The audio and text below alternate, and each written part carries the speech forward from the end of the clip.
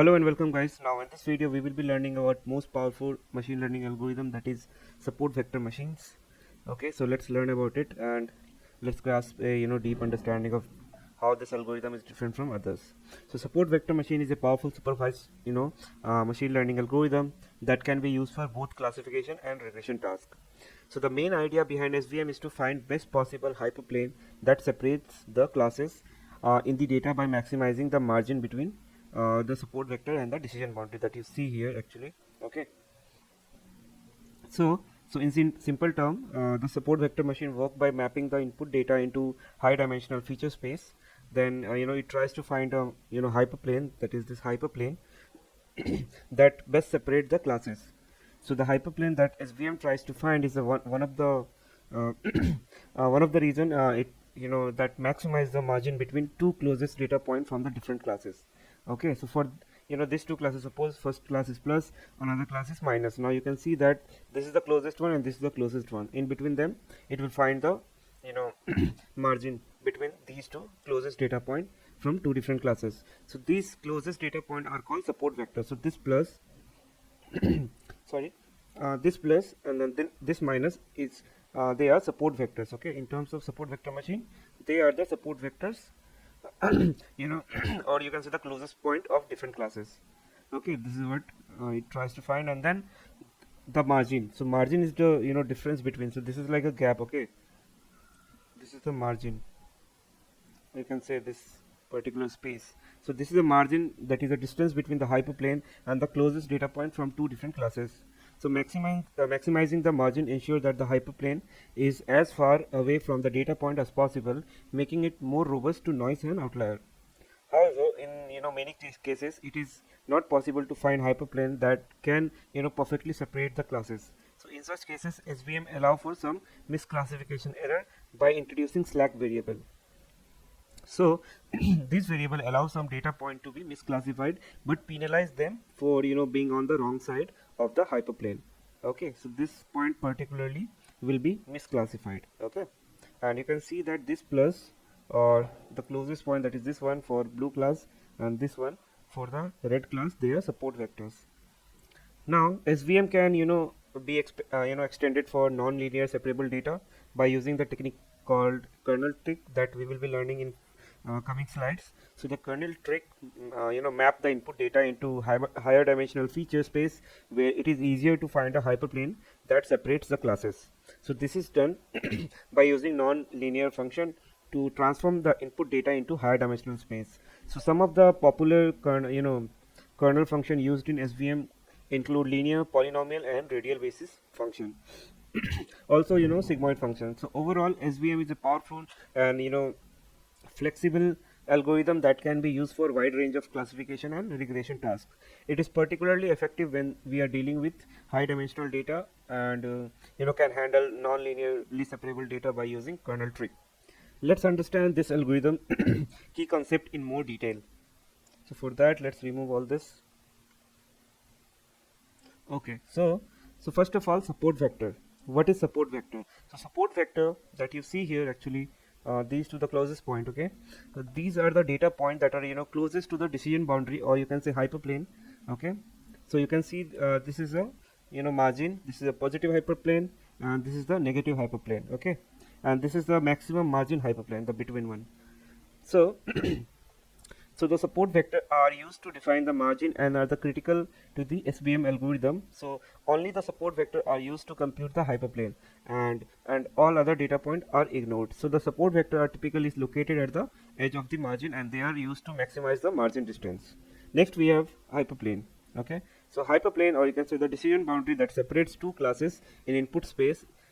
In a binary class problem, the hyperplane is a line that separates the data into two classes. In multi-class classification problem, the hyperplane is a set of line or surface that separates data into multiple classes. So the hyperplane is defined by the weight vector w and the bias term b in the equation of w into x plus b equal to 0. Okay, this is the equation where w is the weight vector, b is the bias term and x is the input. Now Now let's understand the margin. What is margin? So margin that you see here, actually this is distance between the hyperplane and the closest data point from the different classes. So SVM tries to maximize the margin, which ensures that the hyperplane is as far away from the data point as possible, and making it more robust to noise and outlier. Then we have a term called kernel trick. Okay, so what is kernel trick? So kernel trick, is in SVM. It is used to handle non-linearly separable data by using technique called kernel trick. And the kernel trick map the input data into higher dimensional feature space, where it is easier to find hyperplane that separates the classes. So if our data is 2D, okay, then it's fine to use so for the sake of the example, let's say our data set is two dimensional, then it's easy to separate two classes by drawing a hyperplane like this. But what if we have multiple dimension, which mean multiple features, then how we will be separating it? Then we need something called kernel trick. Okay, so this is done by using a non-linear function to transform the input data into higher dimensional space. So the kernel function measures the similarity between two data point in the higher dimensional space, and then it draw the line. Then we have something called regularization term. So what is regularization here? Again, the same thing that we have learned in the previous video. So SVM uses regularization to control the trade-off between maximizing the margin and minimizing the misclassification error. So there is a parameter called C. So the regularization, and it is also called regularization parameter C. So that controls the penalty for misclassification error. So a small c will obviously result in wider margin but more classification error, and as well as a large value of c will result in a smaller margin but few misclassification error. Okay, then we have concept called soft margin and hard margin. So basically what is these terms? So soft margin, in some cases it is not possible to find a hyperplane that perfectly separates the two classes. So in that such cases, so for example, this particular example, you can see that it's just uh, I mean perfectly classifying two classes without doing any misclassification. Okay, so in that case, I mean, so this is like a hard margin. Okay, so suppose you have a data point, and for example this one, you have a data point. In this case, what will happen? SVM will allow for some misclassification error by introducing slack variable. So this variable will allow some data point to be misclassified, but these data point that you see here, the red one, will be penalized very hardly. Okay, so so basically what I mean by that is, so they are penalized for being on the wrong side of the hyperplane, and this is what hyperplane is for, because in real time data set we won't be having perfectly separable data set.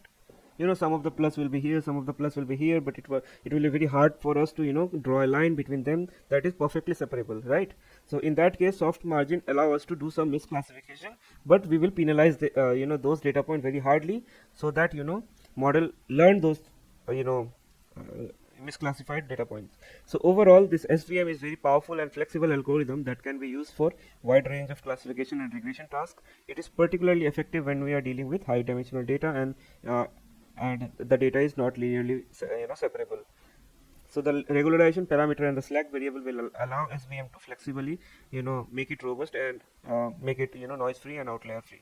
So now let's understand the working. Okay, so first of all, I'll let you through how things like step by step, and then we'll take on mathematical example to understand the intuition behind how these actually works. So let me tell you, it's nothing hard. It's just a couple of dot product that happen inside. That's all. When we will be learning through code, that time you will see that it's just a dot product that is happening, nothing much. So working is like, first we will be having data preparation step, and we need to prepare the data set by selecting the relevant feature and label for the problem at hand, and the data may also need to be pre-processed by scaling or normalizing the feature. Then we have kernel selection. Okay, so we need to select a suitable kernel function that map the data to a higher dimensional space where it may be easier to find separating hyperplane.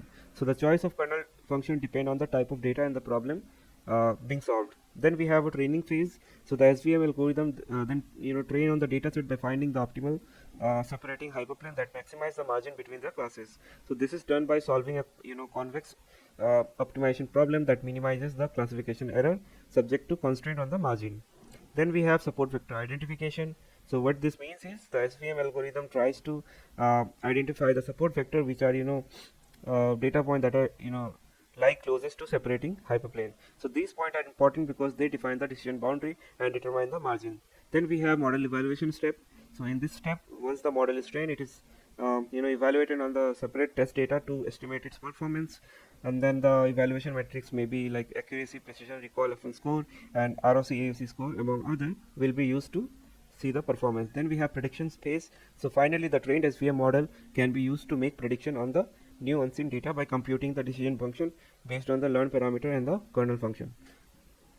So overall, this SVM algorithm works by transforming the data into high-dimensional space using a function called kernel that basically help in finding the optimal separating hyperplane that maximize the margin between the classes. Okay. So now let's understand the mathematical example. Okay. So suppose we have a binary classification problem with two classes. Okay, and they are labeled as -1 and +1. Our input data consists of two-dimensional points representing vector x, that is x1, x2, and we want to find a hyperplane that separates the two classes with maximum margin. Okay, so let's assume that our training data consists these three rows of data which with the following feature, vector and class level. Okay, so x1 y1, x2 y2, x3 y3. Okay, so x is the input, y is the target. Now the hyperplane problem can be represented by the equation called wx plus b. Okay, so basically, like I told you in the previous slide, it's just a basic equation where w is the weight vector perpendicular to the hyperplane and b is the bias term that shifts the hyperplane away from the origin. Now now what is a problem equation that we want to minimize? So we want to minimize this particular function. Okay, and this is the only thing that is called optimization problem. So this is the problem what SVM tries to solve. Okay, so you remember it was wx plus v. So what we need a hyperplane that is maximum. Okay, where the distance between the margin is maximum, and that is what we want to find out. Okay, and to find the hyperplane we need to determine the margin. Okay, so which basically is the distance between the hyperplane and the closest data point from each class, and let's call this point to be x plus and x minus. Okay, so so our margin can be computed as w into x plus, which is our x to the power plus b, divided by absolute w minus w into x minus plus b divided by absolute w, where absolute w is the magnitude of the weight vector w, and we want to maximize the margin, that is this which is subject to the constant that all the data points are correctly classified, and this can be formulated using the with the Lagrange multiplier that you see here. So basically this is the optimization problem, and this can be solved using Lagrange multiplier, and then this is defined as the L equal to half magnitude of w square minus sum of alpha I and then yi into wx plus b minus 1. So basically what this saying is that this alpha I that you see here are the Lagrange multiplier, and the solution to this optimization problem can be expressed in terms of support vector, which are the data point that are lie on the margin or on the wrong side of the margin. So the weight vector w will be computed as a linear combination of support vector, that is sum of alpha I into yi into xi. Okay, and then the bias term b can be computed from any support vector that lies on the margin, which will be equal to w yj minus w into xj, where j is the index of any support vector on the margin. Okay, now once we have determined the weight vector w and the bias term b, we can use the hyperplane equation to make the prediction for new data, that is sine of wx plus b, where sine is a function that returns +1 for positive value, okay, and -1 for negative value. Okay, that is what it returns. So in summary, the solution to this problem can be expressed in terms of support vector, which are used to compute the weight vector and the bias term. So the hyperplane equation can then used to make prediction of new data, that is this particular equation. Okay, and then it will return us negative and positive value. So now hope you understand how the whole equation is computed, and this is the simplest equation of SVM that you see here. Now let's understand the using an example. Okay, so let's go to the next slide. Okay, here we have example. So we want what we want to find a hyperplane that separates two classes with maximum margin, right? And the hyperplane can be represented with the equation called wx plus b equal to 0, where w is the weight vector perpendicular to the hyperplane, and b is the bias term that shifts the hyperplane away from the origin. Now to find the hyperplane, we need to determine the margin, which is the distance between hyperplane and the closest data point from each class. So let's call the data point x plus and x minus. Okay. So the closest point from the positive class x1, x2. Okay. Uh, uh, and the closest data point from the negative class, that is x3. Therefore, the margin can be computed as w1 w into x1 plus b divided by the magnitude of w, and then subtracted with w into x3 plus b divided by magnitude of w. So we want to maximize the margin subject to the constraint that all points are correctly classified. So this can be formulated using again optimization problem, where the goal is to maximize the margin. Okay.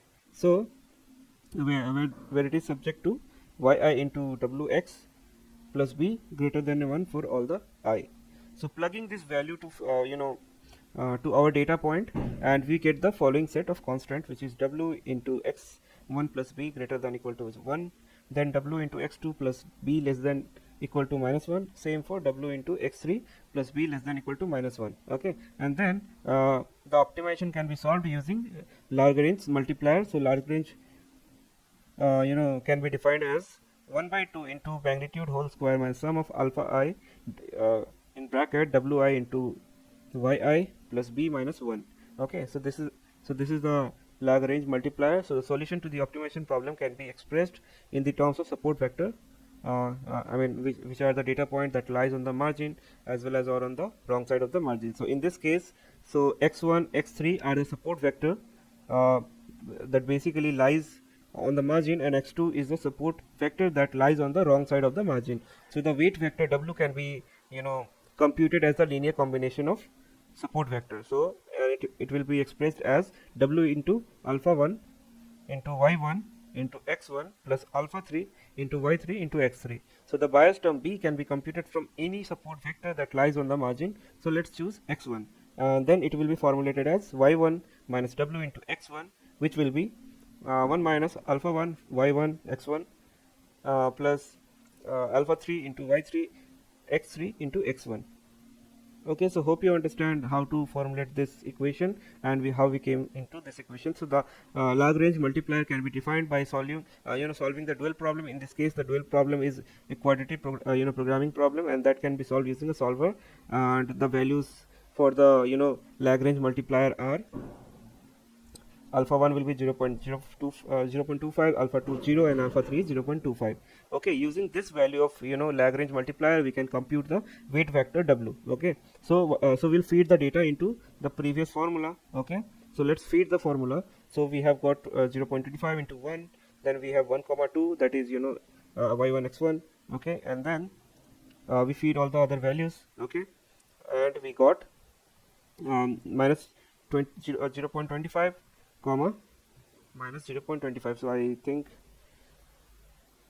yeah, it should be minus 0.25, and then after computing we got minus 25 comma minus 25. Okay, so now what? So to compute the bias term, now we have computed the weight vector. Now we have to compute the bias term.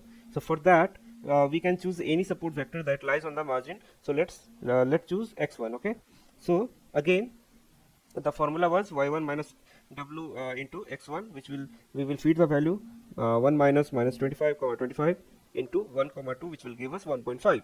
So the equation for the hyperplane will be minus 0.25 into x1 minus 0.25 into x2 plus 1.5, which is our bias. Okay, and it will give us 0. Now to classify new data point x, we compute its distance between the hyperplane, and the distance formula is mod of w into x plus b divided by magnitude of w. So if the distance is greater than 1, then the point is correctly classified as belonging to the class with the corresponding sign +1 or -1, and if the distance is less than 1, then the point is misclassified. So in this example, let's let's classify a point called 3 comma 1, and we compute its distance from the hyperplane, that is this particular distance. Okay, so here we will feed our data to be 3 comma 1 instead of 0.25 minus 0.25 by 25. Okay, so we have feed the data and we have divided with our weight vector, that is minus 25 comma minus 25, and we got 1.77. so since the distance is greater than 1, we classify x4 as a belonging to the positive class, that is plus 1. So that's the mathematical explanation of how SVM work using simple example of 3 rows of data. Okay, so these all equations that you see, they are just few dot matrix, that is what happening. Okay, nothing much here.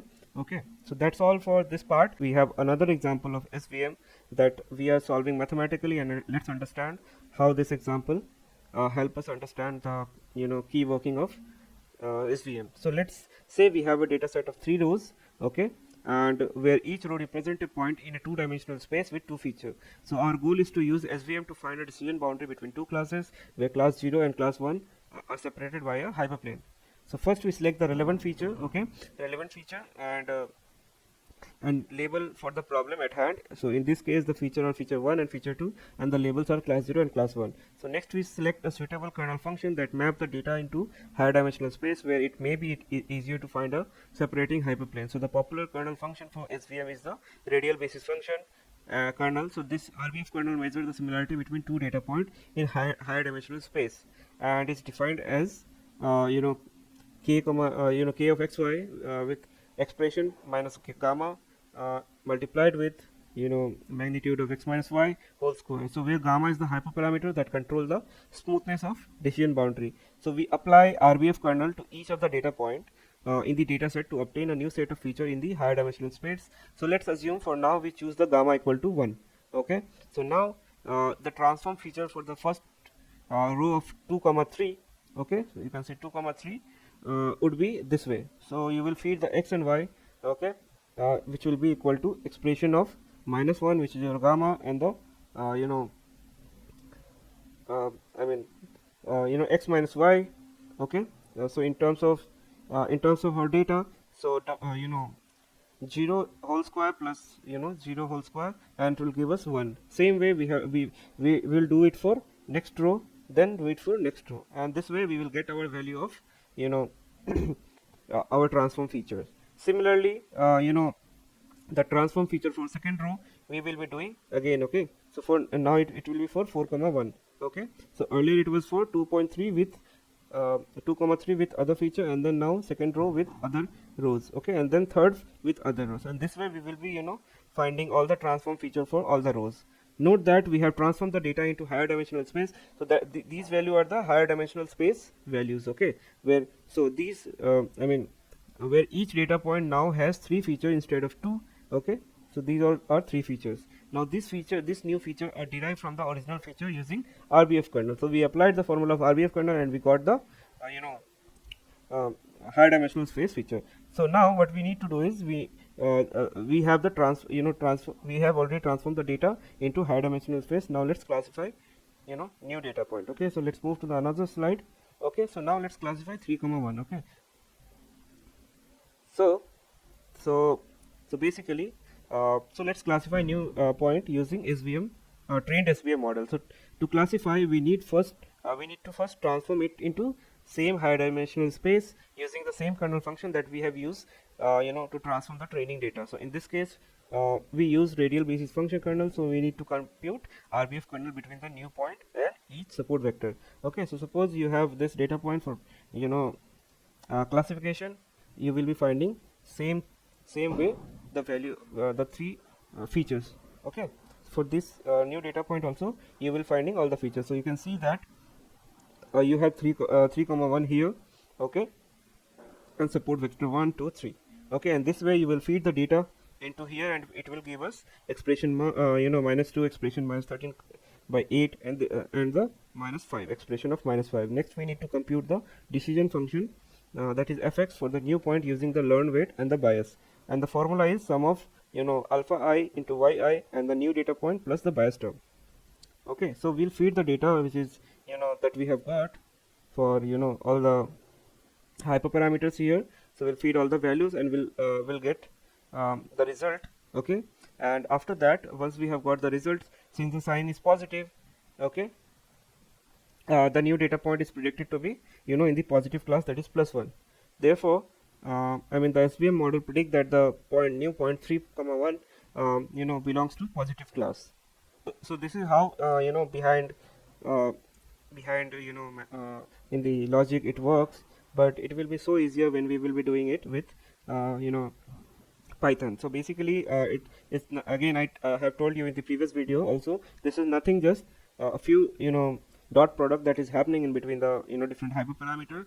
That's all, the only thing that, happening. And it will get more clear and clear when we will be doing practically using code. So yeah, so now let's move to another slide and let's understand what is optimal hyperplane.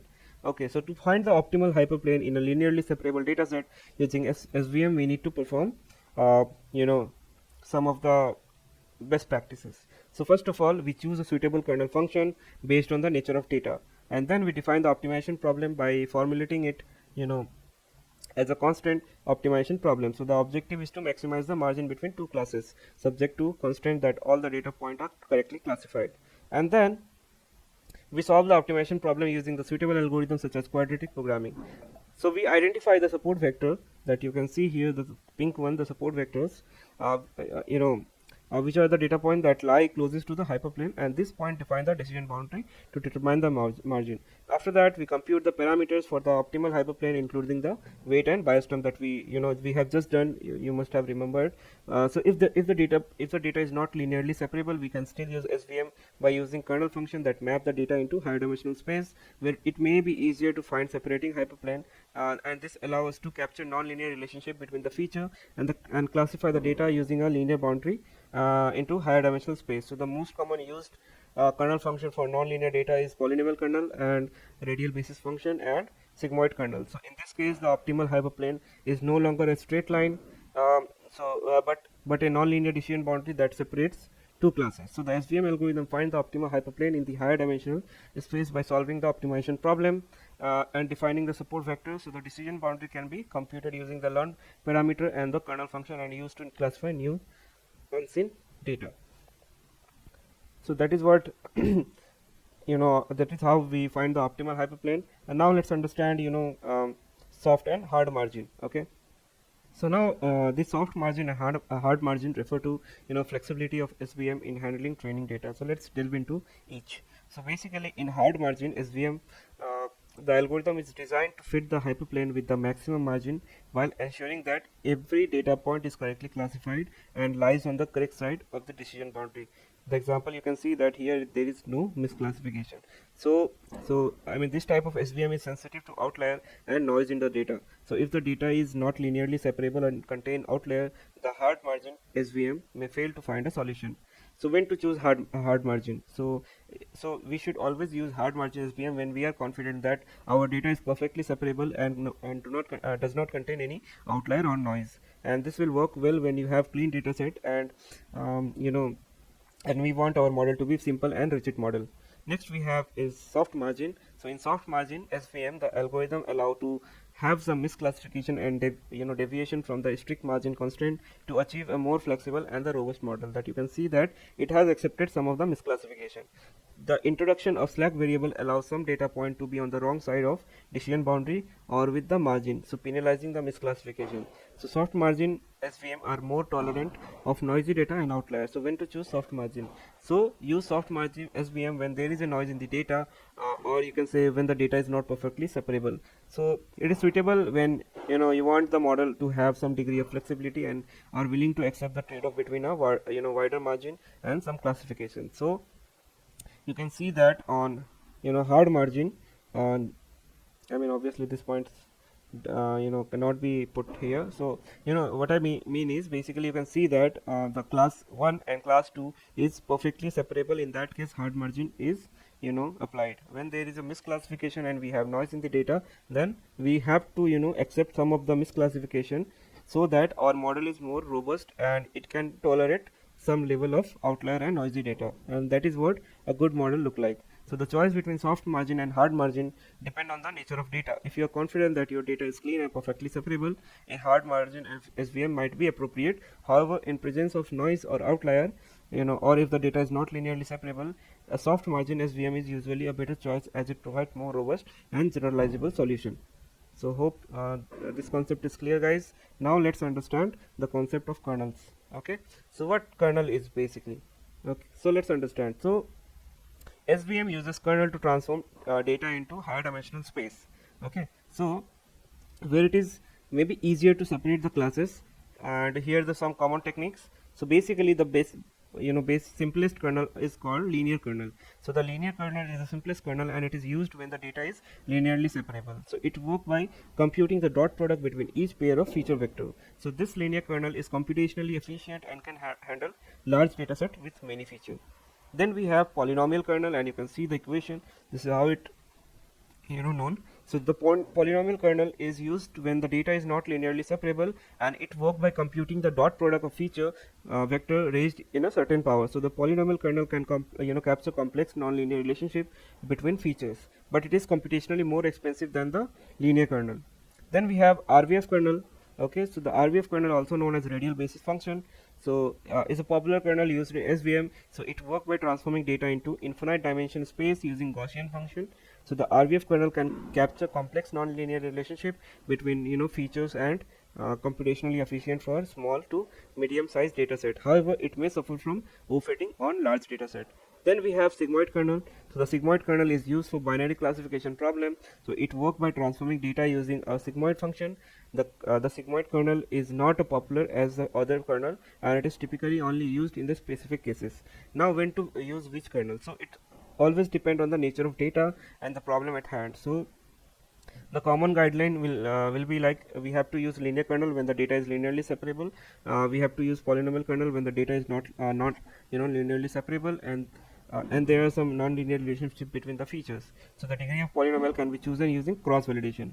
Okay, and then when to use RVF kernel? RVF kernel is a default choice. So especially when there are many features and when the nature of data is unknown. So suppose you have 100 features, okay, and that obviously that time it will be very hard for us to understand relationship. That time RVF kernel can be used. So the hyperparameter gamma and the C can be chosen using cross validation. And then we can use sigmoid kernel only in the specific cases where it is appropriate, such as binary classification problem with specific characteristics. Now let's understand how. So the you have seen, right, this oval, basically how it is transforming. This is what a higher dimension look like. So when we have data like this, obviously RBF kernel can use to solve this type of problem, right? So this is like a actually how the higher dimensional look like. Okay, so you can now you can create a decision boundary here. You can decision boundary here. You can create decision boundary here. You can create decision boundary here. Now you can classify and create as much decision boundary as you can. Okay, because it will be very hard for you to draw a decision boundary in the hyperplane rather than in the 2D problem. It will be like this only. Okay, so in non-linear problem it can be classified differently also, like you can see in the case of this hyperplane. So what is the need of SVM? Because so SVM is particularly useful when we are dealing with nonlinear data, because it can transform the data into higher dimensional feature space where it is easier to separate the classes. In many real world problems, the data not be linearly separable, which means that it cannot be separated by a straight line or a hyperplane. In such cases, a non-linear decision boundary is needed to separate the classes. So SVM uses a kernel function to transform the data into higher dimensional space where a linear decision boundary can be used to separate the classes, and this is known as kernel trick that we have learned in previous slide. So where the original data is mapped to the higher dimensional space without actually computing the coordinates of the data into that space. So the kernel function computes a dot product between pairs of transform feature vector, which is equivalent to computing the distance between original data point into the higher dimensional space. So by using kernel function, SVM can capture complex nonlinear relationship between the feature and generalize well to unseen data. SVM can also handle noisy or incomplete data by ignoring irrelevant feature or outlier. Additionally, SVM has a solid theoretical foundation which ensures that the solution found by the algorithm is optimal one for the given data and constraint. So overall need of SVM arises when we are dealing with linear data where the linear decision boundary is not sufficient to separate the classes. SVM provide an effective way to learn non-linear decision boundary by transforming the data into higher dimensional space using kernel function. Okay, so hope this concept is clear. Now let's understand the kernel trick. So the kernel trick is a mathematical technique used in the machine learning, particularly in support vector. So to efficiently compute the dot product of feature vector in a high dimensional space without explicitly computing the coordinates of data in that space. So in SVM, the kernel trick is used to transform the data into high dimensional space, where it obviously it is easier for us to find the separating hyperplane. So this kernel function computes the dot product between the transform feature vector, so which is equivalent to computing the distance between original data point in the high dimensional space. Okay.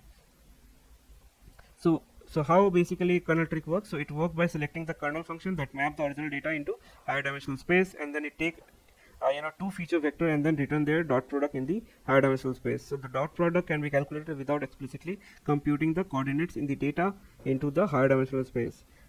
Okay, so this is possible because the kernel function is designed to satisfy mathematical property known as positive semi definedness, which ensure that the dot product is well defined.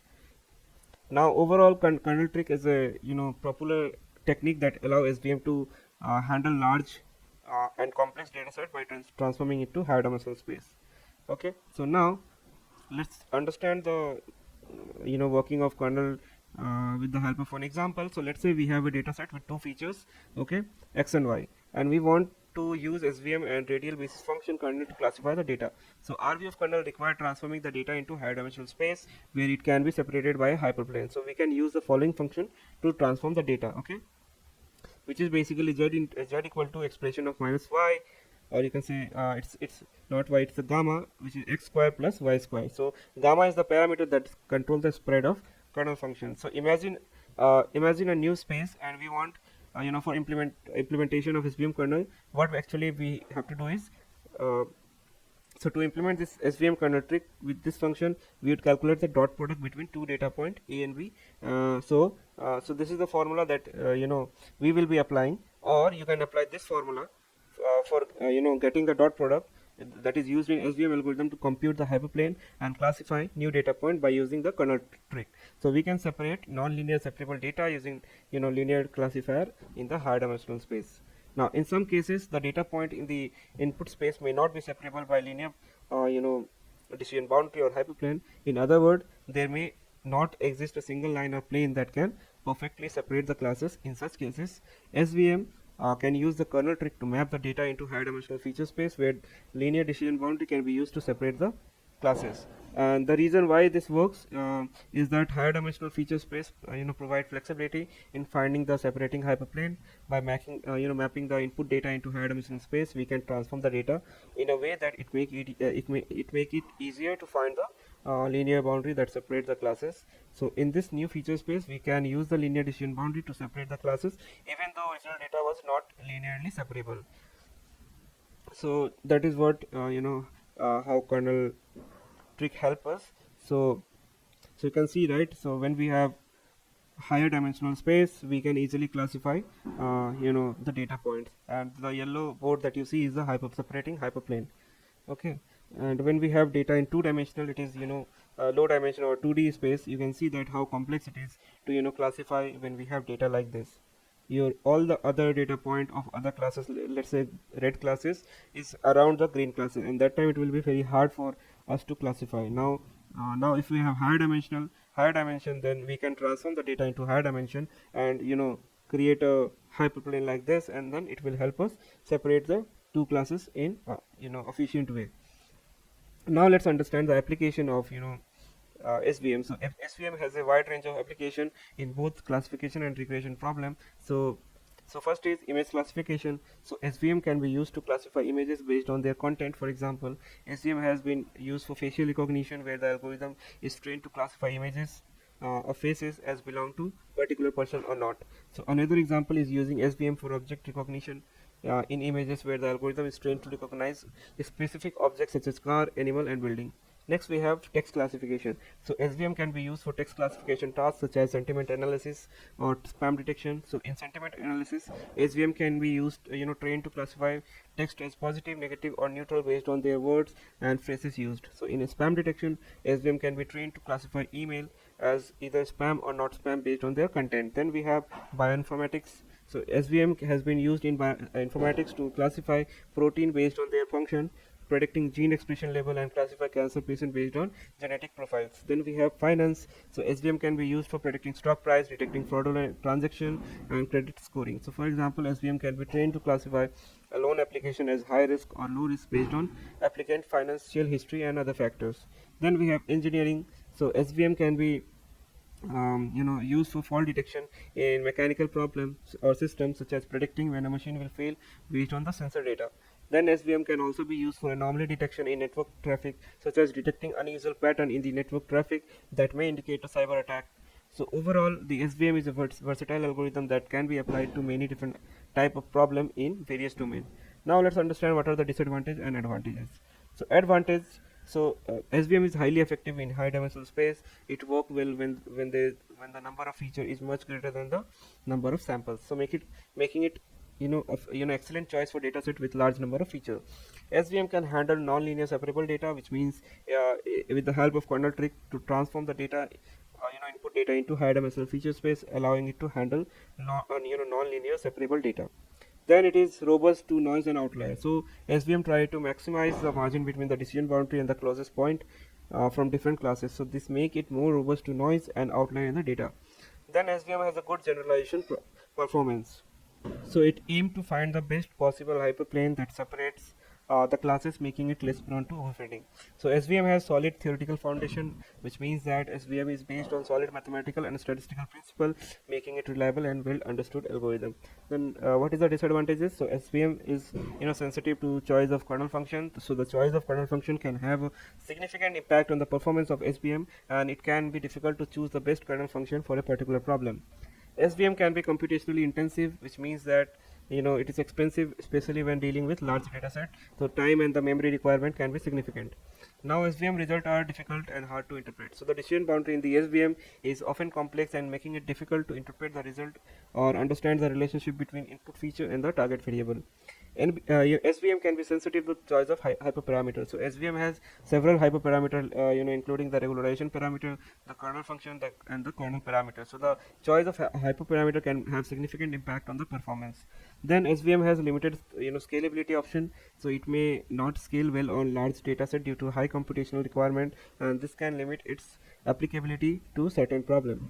So hope you guys understand what is SVM and thorough with the mathematical example. And now let's implement this whole logic into with the help of Python. Let's develop this algorithm, and let's see how well it is on how well it work on the data set, and whatever advantages disadvantages it has just we have just learned. Let's see whether we actually see it or not. So thank you for joining, guys. Let's see you in the next video.